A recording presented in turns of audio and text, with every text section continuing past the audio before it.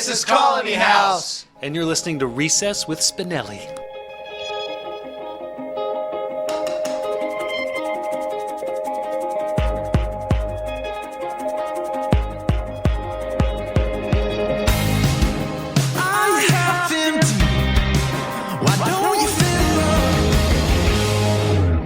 You are tuned in to Recess with Spinelli here on WSPN, Saratoga Springs, New York, Hoxton FM, London, England, the International Radio Festival, and the New York State Music Blog. And today we are here with the quartet from Franklin, Tennessee, Colony House, and their new album, Only the Lonely, is out now. Thank you so much for joining me today, guys. Thanks for having us.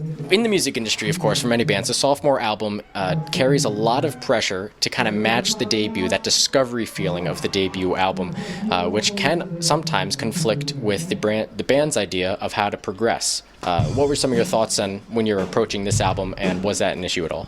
It didn't feel like an issue. Our freshman record was, I think, successful. For us, we viewed it as a success, but it wasn't, this explosion onto the scene where it was like, wow, we sold 1 million records, we really got to deliver on this next one. For us, we've viewed our career as like these small stepping stones. So if we look like a band that has been around for 2 years, that's great, but we've been making music for a lot longer than that. And we've kind of come to terms with the fact that like the way we operate is refining the past a little bit, step by step. And so we view our freshman record as a total learning experience, and we're very proud of it, but we also know, like, when we went into this second album, we wanted to do something that challenged ourselves and that we felt like was not a departure, but a expansion of Colony House in our first record. So we approached it with excitement. I don't think we felt the pressure at all to match or anything. It was like, this is going to be its own work, and we're excited about that. Now, the central theme of this album is kind of like a motif of loneliness, judging by the main title. Right. Yes. We were, like I mentioned before, on the road for a really long time, touring our first record when I was younger. And touring, even though you two were with your best friends and you're on the road and you're playing with people every night, and there's always people around you, there's this odd kind of loneliness that can come even being surrounded by hundreds, thousands of people. And I think, if anything, it was an observation. This record was just observing that and going, okay, how do we deal with that so that it doesn't start manifesting itself in a negative way at home when we need to be there for our families and friends. But how do we harness it and make it into something that's useful and that we can talk about? Because it's, to us, we feel like it's something that's universal and has negative connotation.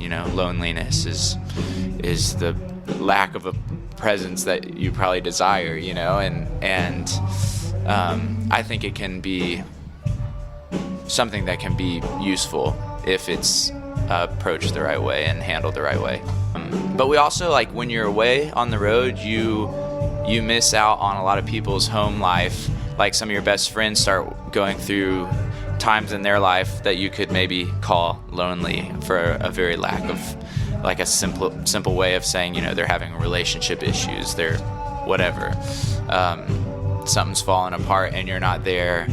And so a lot of the record was about that, seeing friends and deal with the same thing at home that maybe we felt like we were dealing with out on the road. It's actually how we found kind of beautiful things through the loneliness. And it's not all, it's the tension that exists between the lonely times and the times that, like, we absolutely, this is what we love to do. Being on the road is what we love to do. But we love being home too, so it's the, like, balancing of the two things. Like, how are we good road dogs and how are we good family men, back home, and good friends? I don't know. So that's what I guess it was kind of aimed for. So from solitude or loneliness, if you look back at some famous writers, musicians, I feel like a lot of the greatest creative work can actually come out of those situations. Oh, yes, indeed. I mean, we quote, Vincent van Gogh was a person we quoted when we were announcing this record. He has this quote about he says that there's, paraphrase, but there's a great fire that burns within me, but no one stops to warm themselves by it, and passers-by only see a wisp of smoke. To me, that's like one of our, the world's greatest artists saying, I have something to offer, but I feel alone in this, and will people even recognize what I feel like I have to offer? And that would, I think everyone period deals with that. I think artists deal with it because they're offering something for a lot of people to judge, and for someone so great and so brilliant to have the same questions that I have laying in my bed going like, I feel like I have something to offer musically, but there's so many great people, and will people even see the passion that I pour into this, or will they just take it at Spotify surface level and say, well, it's on this playlist and it's kind of cool, but whatever, and does it stop there? That's why you see people crumble. That's why you see the greatest artists in the world crumble, because they're addicted to that loneliness, and they're addicted to the feeling of like being tormented a little bit. So has there been a moment recently, or at least for this album release, where you were questioning whether or not people were paying attention, and then you were reminded that folks were consuming and were appreciating your work? We're slowly reminded every night we play shows, whether it's to 20 people or to 2,000 people, that there are people paying attention, and that's all that matters. At the end of the day, we've got people that really care about what we have to say.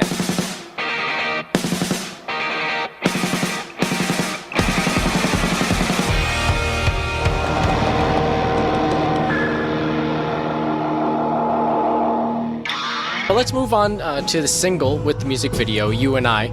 Definitely viewing the music video kind of has that brotherly tension going through it. Is there any basis in reality here, or is this going back to like early childhood days? It's a total play on our childhood, probably, of just like, usually there's a parent there to stop you from it escalating so much, but this was completely in our control, so we could make whatever we wanted of it. We get the question a lot in interviews, what's it like being in a band with your brother? We have our moments, we're brothers, but it's pretty awesome to be in a band with your brother. We enjoy it, and whenever we're like it's cool, and we give them a simple answer, there's this like bummed look on their face, like, oh, they wanted some like, we're teetering on the edge of breaking up every day because we just can't handle the pressure of being in a band. Yeah, exactly. It's not like that. So we decided, we'll give everyone what they wanted to hear in our music video. We'll go ahead and take it to the extreme, and I'll leave it, blurry, so you have to watch the music video to see what I'm talking about. Actually, I understand family-wise, you guys do come from a very musical family, right? Yeah, my father, me and my brother's dad, is a singer-songwriter named Stephen Curtis Chapman. He's been playing music since he was a young lad, and we grew up going to concerts, seeing him play shows, and I think we're hooked from the time that we could walk. It seemed like what we wanted to do. So in high school, me and Will actually tried out for my dad's band. He said, I'm going on tour. If you can learn my songs and I approve, you can be in my band.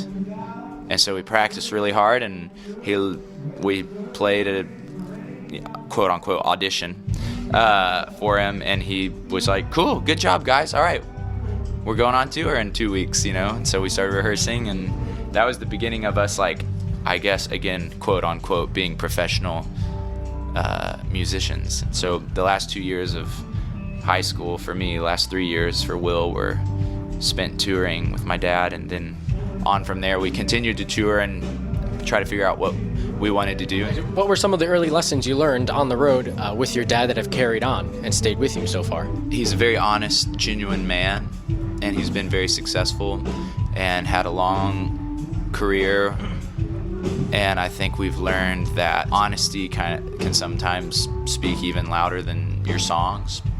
I think it makes your songs speak loudly. I really respect my father for the way he's been a good businessman and he's never settled in an industry that a lot of times settles or compromises, especially as you go longer in your career and you try to stay relevant, a lot of times weird things start happening.